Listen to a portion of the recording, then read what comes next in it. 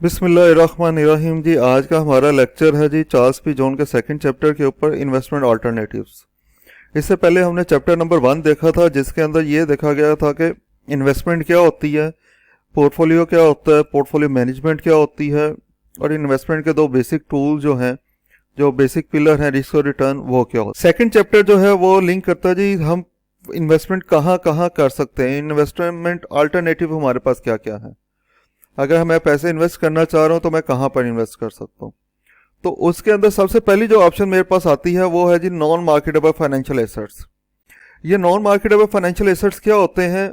ऐसे financial instrument जो मैं बाय करता हूँ, जिनमें पैसे इन्वेस्ट करता हूँ, और वो इन्वेस्ट करने के बाद मैं वो फाइनेंशियल एसेट आगे किसी को सेल नहीं कर सकता, किसी को भी सेल नहीं कर सकता, किसी के नाम पे ट्रांसफर नहीं कर सकता। हाँ, उसको विड्रॉ कर सकता हूँ। जैसे बैंक डिपॉजिट्स हैं आपके, आप जब बैंक डिपॉजिट करते हैं, बैंक अकाउंट ओपन करवाते हैं, वो भी आपकी इन्वेस्टमेंट है। सेविंग अकाउंट, फिक्स डिपॉजिट आप करवाते हैं, मगर आप वो अपना अकाउंट किसी को सेल नहीं कर सकते, किसी के नाम पे ट्रांसफर नहीं कर सकते। आपको वो जो है वापस पैसे खुद ही लेने होते हैं और ईश्वर से लेने होते हैं। इसी तरह इंश्योरेंस है आपकी। इंश्योरेंस भी नॉन मार्केटेबल इंस्ट्रूमेंट है कि आप इंश्योरेंस करवा लेते हैं, इंश्योरेंस करवाने के बाद आप इंश्योरेंस किसी और के नाम पे ट्रांसफर नहीं कर सकते। ठीक है, हाँ, आप खुद विड्रॉ करना चाहें करवा सकते हैं। ये नहीं हो सकता आप कहें जी मैंने 10 किस्तें मैंने दे दी इंश्योरेंस की, अब मैं आगे कंटिन्यू करना चाह रहा, ऐसा करो मेरी इंश्योरेंस पॉलिसी आप ले लें और 10 बाकी की इंस्टॉलमेंट आप दे दीजिएगा। ऐसा नहीं होता। तो नॉन मार्केटेबल इंस्ट्रूमेंट्स में सबसे पहले हमारे पास ऑप्शन होती है कि हम ऐसे एसेट्स में पैसे इन्वेस्ट कर लें जो कि ट्रेडेबल नहीं। इसके अंदर लॉस नहीं होता है आपका, जो है आपकी प्रिंसिपल मनी जो आपने जमा करवाई होती है उसमें लॉस नहीं होता। आपकी इन्वेस्टमेंट सेव होती है और इजीली कन्वर्टेबल इनटू कैश होती है, जब चाहे आप उसको कैश में कन्वर्ट कर सकते। इन सम केसेस जैसे फिक्स डिपॉजिट, टर्म डिपॉजिट आपने किया हुआ है, उसके अंदर आप अर्ली अगर कर लें उसको विड्रॉ, एक सर्टेन टाइम पीरियड से, मिनिमम टाइम पीरियड उन्होंने बताया होता है कितने सालों से पहले अगर आप विड्रॉ करेंगे तो आपके जो है पैसे डिडक्ट होंगे। अदरवाइज इसके अंदर जो है पैसे डिडक्ट नहीं होते, आपकी इन्वेस्टमेंट जो है जो सेव होती है और कैश इसमें लॉस नहीं होता। ये है हमारे पास नॉन मार्केटेबल फाइनेंशियल एसेट। इसके बाद है हमारे पास मार्केटेबल। अब जितनी भी आगे हम टाइप्स बढ़ेंगे, कैटेगरी पढ़ेंगे, वो सारी मार्केटेबल्स हैं। मार्केटेबल फाइनेंशियल एसेट में सबसे पहले हमारे पास आ जाता है money market securities. Money market securities ऐसी सिक्योरिटीज होती हैं जिनकी maturity life less than 1 year होती है, 1 साल के से कम। 15 दिन, 45 दिन, 30 दिन, 60 दिन, 75 दिन, कुछ भी हो सकती है, लेस देन 1 ईयर होती है इनकी मेच्योरिटी। और इसके ऊपर आपको डिविडेंड नहीं मिलता, इंटरेस्ट नहीं मिलता।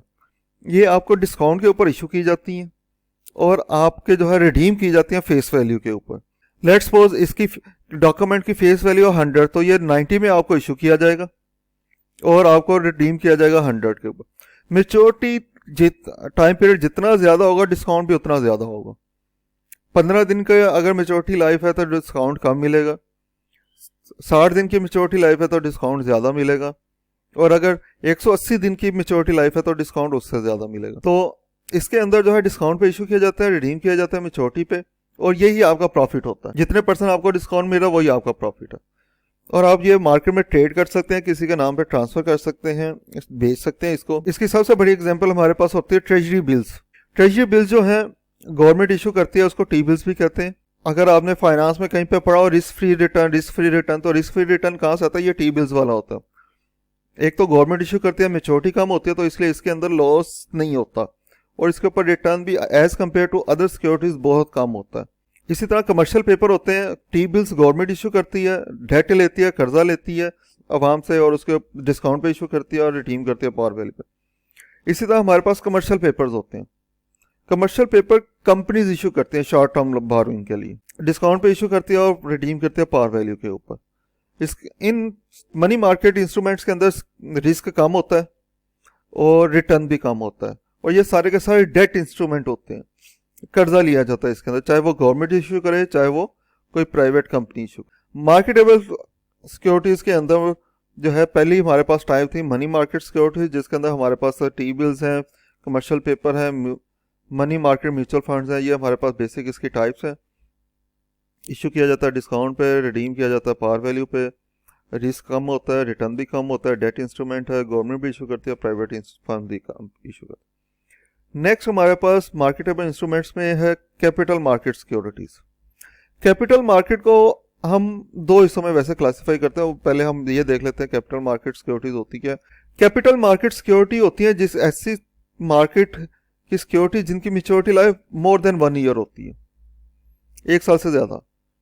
और ये डेट इंस्ट्रूमेंट भी हो सकते हैं और ओनरशिप के इंस्ट्रूमेंट भी हो सकते हैं, जैसे बॉन्ड्स हैं, डिबेंचर्स हैं, शेयर्स हैं, प्रेफरेंस शेयर्स हैं। ये तमाम के तमाम एग्जांपल्स हैं किसकी, कैपिटल मार्केट सिक्योरिटीज की, जिनकी मैच्योरिटी मोर देन 1 ईयर होती है। इसके अंदर आप इन्वेस्टमेंट कर सकते हैं। ये ज्यादा रिस्की होते हैं as compared to money market, क्योंकि लाइफ ज्यादा है। जब लाइफ ज्यादा होगी तो उसमें अनसर्टेनिटी भी होगी। जो है, जब कैपिटल मार्केट में पैसे इन्वेस्ट करना जाते हैं तो वहां पर आपको रिस्क ज्यादा फेस करना पड़ता है। रिस्क ज्यादा फेस करने की वजह से आपको वहां पे रिटर्न भी ज्यादा मिलता है। कैपिटल मार्केट की 2 टाइप्स होती है हमारे पास। एक होती है हमारे पास जो है फिक्स्ड इनकम सिक्योरिटी मार्केट, और एक होती है इक्विटी मार्केट। तो सबसे पहले फिक्स्ड इनकम सिक्योरिटी मार्केट की अगर हम बात करें तो ये डेट मार्केट होती है। इसमें जो पेमेंट्स होती हैं वो प्री प्लान्ड होती हैं कि आपको कब कब कितने कितने पैसे दिए जाएंगे, और उसका रेट, अमाउंट, हर चीज उसमें डिसाइड की जाती है। प्रिंसिपल अमाउंट कब वापस मिलेगी ये भी डिसाइड किया जाएगा। इसकी एग्जांपल हमारे पास बॉन्ड्स हैं, डिबेंचर्स हैं। मुख्तलिफ टाइप्स के बॉन्ड्स हैं गवर्नमेंट के इशू करता है, उनको टी बॉन्ड्स कहते हैं। फेडरल एजेंसी या फेडरल स्पॉन्सर्ड क्रेडिट एजेंसी, ये जो है आम पाकिस्तान के अंदर तो नहीं होता, ये अमेरिका में बॉडीज हैं वो इशू करती हैं, तो उनके हैं ये बॉन्ड्स। म्यूनिसिपल बॉन्ड्स भी उसी की एग्जांपल। यहाँ पे म्यूनिसिपल बॉन्ड्स की आगे चल के हम एक तो प्रॉब्लम सॉल्व करेंगे, तो इसके ऊपर एक चीज याद रखना है कि म्यूनिसिपल बॉन्ड्स होते हैं वो टैक्स एग्जेम्प्ट होते हैं। टैक्स एग्जेम्प्ट का मतलब क्या है कि इसके ऊपर जो रिटर्न मिलेगा गवर्नमेंट उसके ऊपर टैक्स नहीं लेगी। इसके अलावा बाकी जितने किस्म के बॉन्ड या सिक्योरिटीज होती हैं उसके ऊपर गवर्नमेंट टैक्स लेती है। जितना भी आपको इंटरेस्ट मिला है उसके ऊपर टैक्स कटता है और टैक्स पे करना होता है, जबकि म्यूनिसिपल सिक्योरिटीज के ऊपर आपको टैक्स नहीं पे करना होता, और इसका जो रिटर्न होता है इसलिए वो कम होता है as compared to other bonds, क्योंकि इसके ऊपर आपको एक एडिशनल बेनिफिट मिल रहा है, टैक्स नहीं आपको पे करना पड़ रहा। उसके बाद अगर मेजर टाइप बॉन्ड्स में बात करें तो कॉर्पोरेट बॉन्ड्स आते हैं, जिसकी आमतौर पर फेस वैल्यू 1000 होती है, और इसके ऊपर जो इंटरेस्ट है वो सेमी एनुअली पे किया जाता है 6 माह के बाद, और इनकी नॉर्मली जो मेच्योरिटी लाइफ होती है वो 20 से 40 साल तक होती है। और इसके अलावा जो है इनमें कन्वर्टेबिलिटी का भी वो फीचर दिया जा सकता है कि कन्वर्टेबल बॉन्ड्स भी इशू किए जा सकते हैं। मींस कि आप अभी तो बॉन्ड्स ले रहे हैं और फ्यूचर में 5 साल बाद या 10 साल बाद आपके पास ऑप्शन होगी कि आप बॉन्ड्स वापस करके आप उसके अगेंस्ट शेयर्स ले सकते हैं, स्टॉक ले सकते हैं। स्टॉक मीन शेयर्स दिया।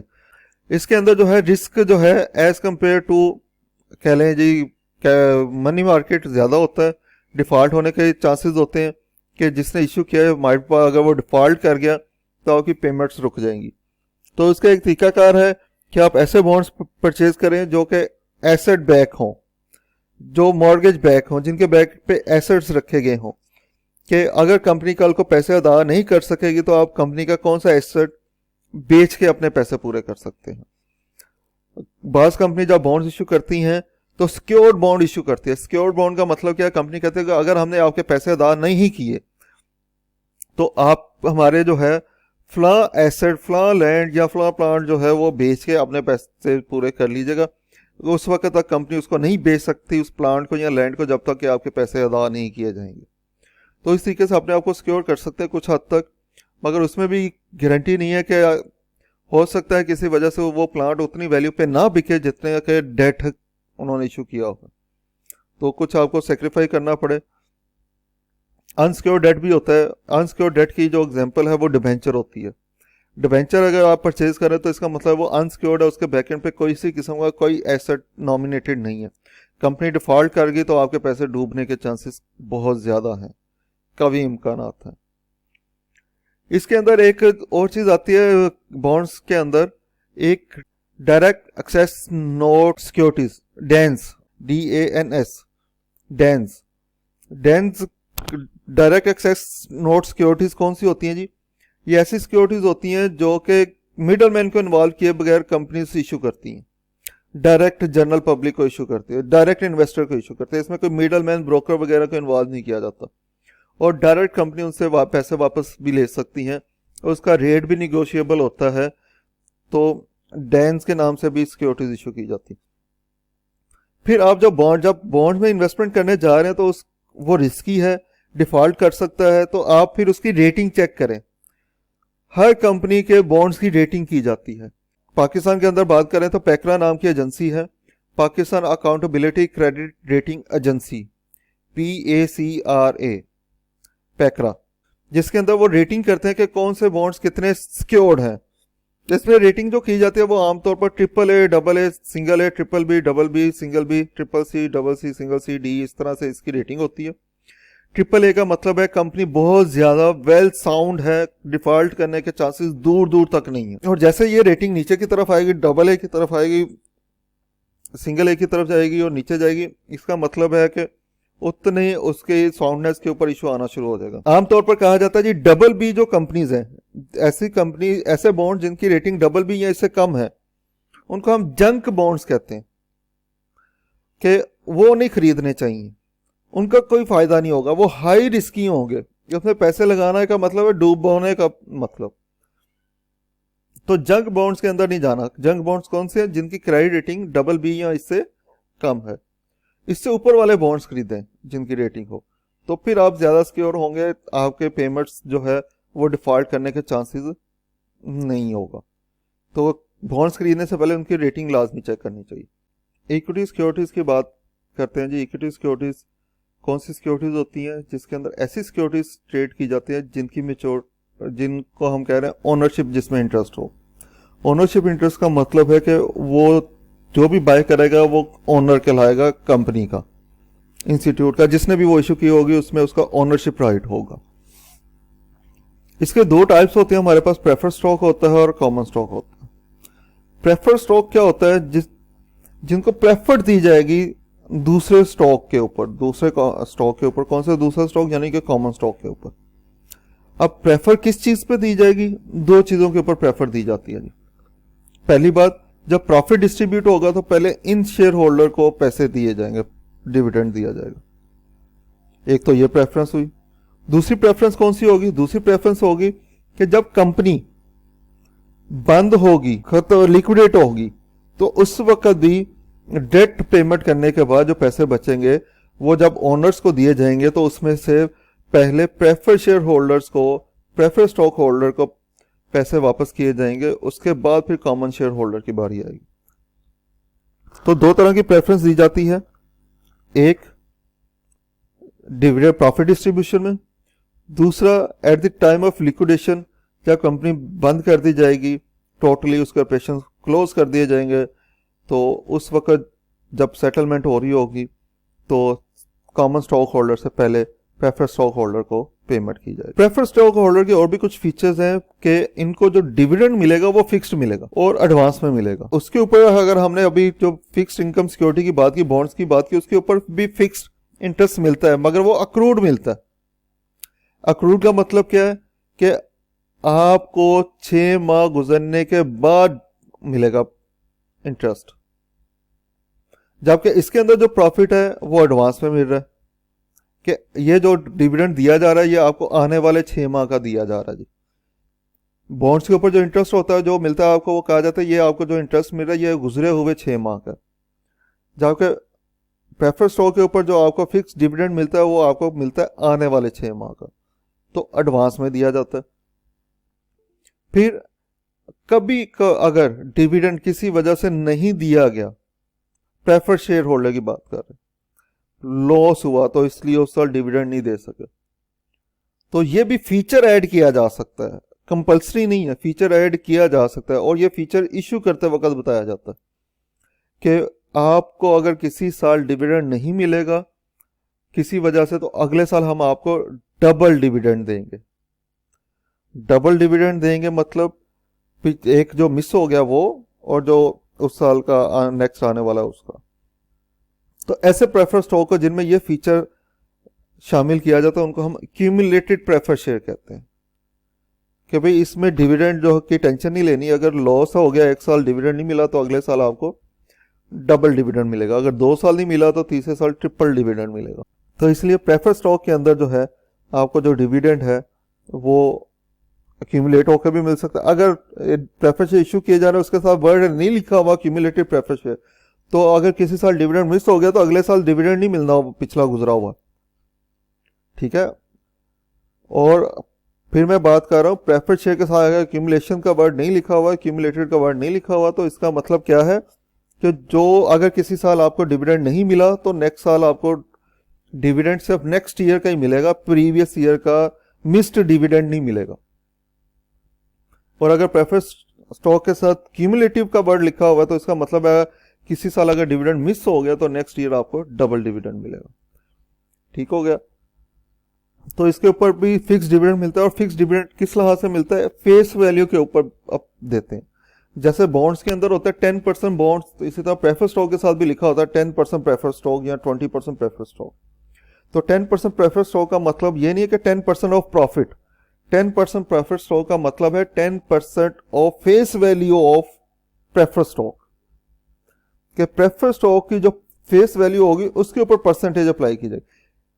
प्रेफर्ड डिविडेंड की कैलकुलेशन वैसे ही है जैसे इंटरेस्ट की कैलकुलेशन की जाती है। इंटरेस्ट की कैलकुलेशन भी फेस वैल्यू पे होती है और परसेंटेज फिक्स बताई जाती है, जबकि प्रेफरेंस स्टॉक में भी फिक्स परसेंटेज बताई जाती है और वो परसेंटेज प्रेफरेंस स्टॉक की फेस वैल्यू पे अप्लाई की जाती है। उसके बाद है कॉमन स्टॉक। कॉमन स्टॉक क्या होता है जी, इनको हम असल ओनर कहते हैं। हम प्रेफरेंस स्टॉक का जब कंपनी बंद होती है या प्रॉफिट हुआ, हमने 1 लाख का प्रॉफिट हुआ, प्रेफरेंस स्टॉक होल्डर का कैलकुलेशन की, उनका डिविडेंड बना 10,000 का, तो उनको हमने 10,000 दे दिया, बाकी 90,000 सारे के सारे के ऊपर क्लेम अब कॉमन स्टॉक होल्डर का है, प्रेफरेंस स्टॉक होल्डर का नहीं। कॉमन स्टॉक होल्डर को यह फायदा होता है कि प्रेफर वालों को फिक्स मिलना है, वो दे के बाकी जो कुछ बच गया वो सारे का सारा किसका, कॉमन स्टॉक होल्डर का। अब उनको दिया जाए या री इन्वेस्ट कर दिया जाए बिजनेस में, ये पैसा उन्हीं का, बिजनेस में रिटेन कर लिया जाए या उनको एज ए डिविडेंड डिस्ट्रीब्यूट कर दिया जाए, ये पैसा कॉमन स्टॉक होल्डर का ही है। और सबसे अहम चीज, इनके पास वोटिंग राइट होता है। वोटिंग राइट मीन कि इनके पास राइट है कि ये अपनी मर्जी के डायरेक्टर लगा सके और अपनी मर्जी के ऑडिटर लगा सके। ऐसा राइट प्रेफरेंस स्टॉक होल्डर के पास नहीं होता। फिर कंपनी जब बंद, लिक्विडेट हुई, इंसॉल्वेंट होगी, लिक्विडेट हो गई, तो प्रेफरेंस स्टॉक होल्डर को मैक्सिमम जो पैसे मिलेंगे उनकी फेस वैल्यू मिलेगी प्रेफरेंस शेयर्स की, वो मैक्सिमम मिल सकता है। और कॉमन स्टॉक होल्डर को क्या मिल सकता है, मैक्सिमम की कोई लिमिट नहीं है। प्रेफरेंस स्टॉक होल्डर को पे करके जितना भी पैसा बच गया, चाहे बचा या नहीं बचा, जितना भी बच गया वो सारे का सारा कॉमन स्टॉक होल्डर का है। और आमतौर पर कॉमन शेयर जो है वो 100 रुपये का होता है जी। और अगर आपने कॉमन शेयर बाय करना है या सेल करना है तो उसके लिए हम कुछ खास चीज़ें नोट करते हैं, चेक करते हैं, जिसके अंदर एक प्राइस अर्निंग रेशो होती है। हम प्राइस अर्निंग रेशो देखते हैं, उसकी बेस पे फैसला करते हैं कि शेयर खरीदना चाहिए कि नहीं खरीदना चाहिए। प्राइस अर्निंग रेशो को हम अर्निंग मल्टीप्लायर भी कहते हैं। और जितनी प्राइस अर्निंग रेशो हाई होगी, ज़्यादा आ रही होगी जिस कंपनी की, उस कंपनी का शेयर उतना बेहतर है खरीदने के लिए, ठीक है। अगर दो कंपनीज है, एक की प्राइस अर्निंग रेशो 10 है और एक की 20 है, तो जिसकी 20 है वो शेयर बेहतर है, 10 वाला बेहतर नहीं है। तो हम हाई प्राइस अर्निंग वाली कंपनीज देखते हैं। फिर इसके अलावा हम कंपनीज बहुत उसका क्या करती हैं, अपने शेयर होल्डर्स को स्टॉक डिविडेंड भी देती हैं। कॉमन स्टॉक के ऊपर जो डिविडेंड मिलता है वो 2 तरह का होता है, एक कैश डिविडेंड होता है, एक स्टॉक डिविडेंड होता है। कैश डिविडेंड से तो हर कोई फेमिलियर है कि कंपनी ने प्रॉफिट में से कुछ पैसे दे दिए। स्टॉक डिविडेंड क्या होता है, कंपनी बाज का फ्री ऑफ कॉस्ट शेयर्स दे देती है, मुफ्त में शेयर, जिसको हम बोनस शेयर्स कहते हैं। बोनस शेयर स्टॉक डिविडेंड कहलाता है, ठीक है। तो ये सिर्फ और सिर्फ कॉमन स्टॉक होल्डर को मिलता है, प्रेफरेंस शेयर होल्डर को नहीं मिलता स्टॉक डिविडेंड या बोनस। और उन बोनस शेयर्स को आप शेयर होल्डर जो है मार्केट में जाकर बेच के पैसे कमा सकते हैं, या अपने पास रखे तो अगले साल उसके ऊपर डिविडेंड मिल जाएगा, जैसे बाकी शेयर्स के ऊपर मिलता है। तो कॉमन शेयर्स के ऊपर बोनस मिल सकता है आपको, स्टॉक डिविडेंड मिल सकता है, डिविडेंड मिल सकता है। डिविडेंड इसका जो है 2 कैटेगरी में क्लासीफाई किया जाता है, कैश डिविडेंड को भी। एक को हम इंटरम डिविडेंड कहते हैं, एक को हम फाइनल डिविडेंड कहते हैं। इंटरम डिविडेंड जो 6 माह के बाद पे किया जाता है, फाइनल डिविडेंड जो साल के बाद पे किया जाता है। बाई एनुअली मिल रहा है तो पहले 6 माह का उसको हम इंटरम डिविडेंड कहेंगे, और जो आखिरी 6 माह का होगा उसको हम फाइनल डिविडेंड कहेंगे। फिर एक चीज इसके अंदर कॉमन स्टॉक होल्डर को अक्सर फेस करनी पड़ती है, स्टॉक स्प्लिट। स्टॉक स्प्लिट की एक टर्म यूज होती है। स्टॉक स्प्लिट क्या होता है कि कंपनी क्या करती है, अपने शेयर्स वापस ले लेती है शेयर होल्डर से और उनकी जगह पर उनको छोटी वैल्यू वाले शेयर्स दे देती है। ये क्यों करती है? जब उनके कंपनी देखते हैं उनके शेयर्स की मार्केट में प्राइस बहुत हाई हो गई है और अब वो इजीली ट्रेडेबल नहीं है, तो वो क्या कंपनी करती है, शेयर्स वापस ले लेती है हर शेयर होल्डर से कि आप शेयर्स मुझे वापस कर दें।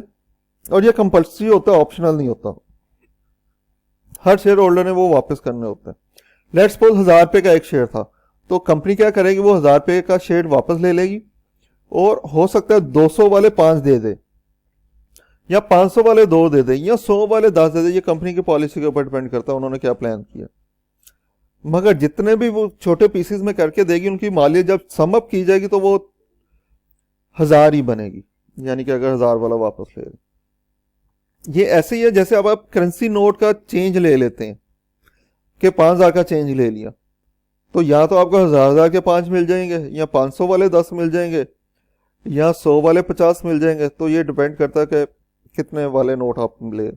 यही केस स्टॉक स्प्लिट के अंदर होता है कि वो बड़ी मालियत का शेयर ले लेते हैं और फिर उसको छोटी मालियत के अंदर कन्वर्ट करके दे देते हैं, छोटी छोटी मालियत में, ताकि वो इजीली ट्रेडेबल हो इन्वेस्टर के लिए, बाइंग एंड सेलिंग में उसको कोई प्रॉब्लम पेश ना आए।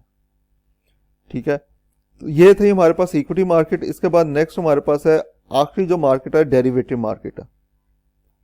डेरिवेटिव मार्केट की अगर हम बात करें तो इसके अंदर डेरिवेटिव्स जो सिक्योरिटीज ट्रेड होते हैं उनको हम डेरिवेटिव्स कहते हैं, और उनको डेरिवेटिव इसलिए किया जाता है क्योंकि वो दूसरी सिक्योरिटी से ड्राइव होते हैं। इसको डेरिवेटिव भी कहा जाता है और ड्रिफ्टिव भी कहा जाता है। कुछ लोग इसको ड्रिफ्टिव कहते हैं, मोस्टली लोग इसको डेरिवेटिव कहते हैं। और अगर गूगल के ऊपर इसकी जो है वो चेक करेंगे एंटर करके, तो वो ड्रिफ्टिव ही मोस्टली कहता है, ड्रिफ्टिव ही इसको प्रोनाउंसिएट करता है। मगर हमारे यहाँ पे मास्टर के अंदर इसको डेरिवेटिव्स के नाम से लोग ज्यादा पसंद करते हैं कहना या सुनना, तो मैं भी डेरिवेटिव का वर्ड ही यूज कर लेता हूं।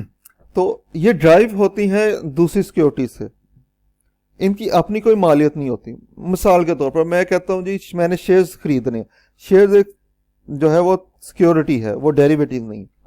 मैंने मुआहिदा कर लेता हूं किसी मिस्टर अली से कि मैं आपसे शेयर्स खरीदूंगा पीएसओ कंपनी के, 100 रुपए का एक शेयर खरीदूंगा आज से 6 माह के बाद। ये मैंने कॉन्ट्रैक्ट कर लिया उससे। अब ये जो कॉन्ट्रैक्ट किया गया ये डेरिवेटिव है, ये भी एक पीस ऑफ पेपर है, ये भी एक मुआहिदा है। तो ऐसा कॉन्ट्रैक्ट जो कि किसी फाइनेंशियल इंस्ट्रूमेंट को बाय करने के लिए किया जाए या सेल करने के लिए किया जाए, उसको हम डेरिवेटिव कहते हैं। और वो इंस्ट्रूमेंट ट्रेडेबल भी हो तो उसको हम डेरिवेटिव कहते हैं। इसके अंदर हमारी एग्जांपल्स कौन सी है? फ्यूचर है, ऑप्शंस है, फॉरवर्ड है, वारंट है। ठीक है, फ्यूचर के अंदर क्या होता है जी? फ्यूचर कॉन्ट्रैक्ट के अंदर दो पार्टीज आपस में कॉन्ट्रैक्ट करती हैं और प्राइस डिसाइड करती हैं आज, मगर वो उसकी प्राइस की सेटलमेंट और प्रोडक्ट की सेटलमेंट, यानी कि प्राइस के ट्रांसफर और प्रोडक्ट की अंडरलाइंग एसेट की ट्रांसफर, अंडरलाइंग एसेट जिसका कॉन्ट्रैक्ट किया जाता उसकी ट्रांसफर फ्यूचर में किसी फिक्स डेट के ऊपर की गई हो जो कि आज डिसाइड कर ली गई है। कि मैं कहता हूं कि मैंने अली के साथ मुआहिदा किया, एक कॉन्ट्रैक्ट किया कि मैं उससे पीएसओ का शेयर 100 रुपए में खरीदूंगा 30 जून को, 30 जून 2021 को। तो अब ना तो मैंने कोई पैसे देने हैं, ना ही मुझे पास वो शेयर आएंगे। 30 जून जब होगी उस वक्त हम अपना मुआहिदा सामने रखेंगे, कॉन्ट्रैक्ट सामने रखेंगे, और मैं 100 रुपया दूंगा और अली जो है उसके बदले में मुझे शेयर दे देगा। दोनों पार्टीज इसके अंदर मुकर नहीं सकती, गारंटी होता है कि ये कॉन्ट्रैक्ट एक्सरसाइज होगा। ठीक है, और इसमें थर्ड पार्टी गारंटी का मतलब क्या होता है? ब्रोकर इन्वॉल्व होता है, तो ब्रोकर गारंटी लेता है। आमतौर पर ब्रोकर गारंटी के तौर पर क्या करता है? मुझसे 100 रुपया लेकर रख लेता है, उससे वो शेयर्स लेकर रख लेता है और 30 जून को जो है ना वो कर देता है जो है ना ट्रांसफर। मगर ये एक सादा अल्फाज में मैंने समझाई है, चीज इतनी आसान नहीं है। फ्यूचर जो है ये पूरी टेक्निकलिटीज इसके अंदर है, चीजें बहुत ज्यादा हैं, तो वो हम जब आगे चल के कहीं पे डेरिवेटिव्स पढ़ेंगे डिटेल के अंदर तो वहां पे बात करेंगे। यहाँ पे ये सिंपल बस इतना ही इसके बारे में कॉन्सेप्ट रखें। उसके पास है ऑप्शन। ऑप्शन के अंदर एक पार्टी इसके पास राइट होता है कि वो चाहे तो अपने राइट को एक्सरसाइज करे, यानी कि कॉन्ट्रैक्ट को फुलफिल करे या ना करे, जबकि दूसरी पार्टी बाउंड होती है कि वो मुकर नहीं सकती। ये कह लें कि एक पार्टी मुकर सकती है, ऑफिशियली मुकर सकती है, कानूनन मुकर सकती है कि जा मैं नहीं करता कॉन्ट्रैक्ट पूरा, जबकि दूसरी पार्टी किसी सूरत भी नहीं मुकर सकती। तो ऐसे कॉन्ट्रैक्ट को हम ऑप्शन कहते हैं। अब ऐसा कॉन्ट्रैक्ट कौन करेगा और क्यों करेगा, इसकी लॉजिक क्या है? तो भाई ऐसा कॉन्ट्रैक्ट जब किया जाता है तो जिसने मुकरने की इजाजत लेनी है ना कि कल को मैं मुकर सकता हूं भाई, तो वो इसके पैसे पे करता है, ये राइट है लेने के कि मैं चाहे इसको एक्सरसाइज करूं या ना करूं। और जो अपने आप को बाउंड करता है, ठीक है जी मैं नहीं मुकरूंगा, मैं हर सूरत फुलफिल करूंगा अगर आप चाहेंगे, तो वो पैसे चार्ज करता है। उसको हम ऑप्शन प्रीमियम कहते हैं, प्राइस होती है वो इस कॉन्ट्रैक्ट की। फ्यूचर के अंदर जब हमने एग्रीमेंट किया था बाइंग सेलिंग का, तो उसके अंदर कोई पैसा इनिशियली पे नहीं किया जाता, मेच्योरिटी के ऊपर प्राइस पे की जाती है और एसेट ले लिया जाता है। जबकि ऑप्शन के अंदर क्योंकि एक बंदा कह रहा है जी मुझे राइट दे, मैं मुकर सकूं, चाहूं पूरा करूं ना करूं, तो दूसरा बंदा कहता है ठीक है फिर मुझे कुछ पैसे लाओ। तो वो जो पैसा लगाता है वो प्राइस ऑफ ऑप्शन है, वो प्राइस ऑफ प्रोडक्ट नहीं है। ठीक है, जो तय कॉन्ट्रैक्ट के अंदर प्राइस तय की है मेच्योरिटी के ऊपर, वो पूरी की पूरी अदा की जाएगी। ये नहीं होगा कि मैंने ऑप्शन करते वक्त आपको 10 रुपए दिए थे वो माइनस करें हैं, वो 10 रुपए प्राइस का, वो प्रोडक्ट की प्राइस का हिस्सा नहीं था, वो ऑप्शन की प्राइस का हिस्सा था। और मेच्योरिटी के ऊपर जाकर जो है आपने जो अंडरलाइंग प्राइस है वो पूरी की पूरी पे करनी है अगर आपने उसको कॉन्ट्रैक्ट को कंटिन्यू करना है। तो दो टाइप्स होती हैं इसके अंदर ऑप्शन की, एक कॉल ऑप्शन होती है, एक पुट ऑप्शन होती है। कॉल ऑप्शन के अंदर जो है जो परचेज करने वाला है वो चाहे तो मुकर सकता है, पुट ऑप्शन के अंदर सेल करने वाला मुकर सकता है अंडरलाइंग एसेट को। कॉल ऑप्शन के अंदर परचेज करने वाला मुकर सकता है, पुट ऑप्शन के अंदर सेल करने वाला मुकर सकता है। इसी तरह हमारे पास एक और है वारंट। वारंट भी एक ऑप्शन है, ये कंपनी इशू करती है। फ्यूचर और फॉरवर्ड दो इन्वेस्टर्स के दरमियान है डील, ठीक है। वारंट जो है वो कंपनी इशू करती है। कंपनी इशू करती है कि आप चाहें तो मुस्तकबिल में हमसे शेयर्स खरीद सकते हैं या बॉन्ड्स खरीद सकते हैं, इस तरह का वो डॉक्यूमेंट इशू करती है। चाहे तो, कंपल्सरी नहीं है। तो ये भी एक ऑप्शन है कि इसके दरमियान अगर कंपनी इस तरह का कॉन्ट्रैक्ट करेगी, चॉइस देगी आप करें या ना करें, तो वो वारंट लाएगा। दो लोग आपस में करें तो उसको हम ऑप्शन कहते हैं। ठीक है, ये था आपका पूरा चैप्टर आज का। इसके अंदर किसी किस्म का कोई क्वेश्चन हो, क्यूरी हो, तो आप मुझसे कमेंट में पूछ सकते हैं।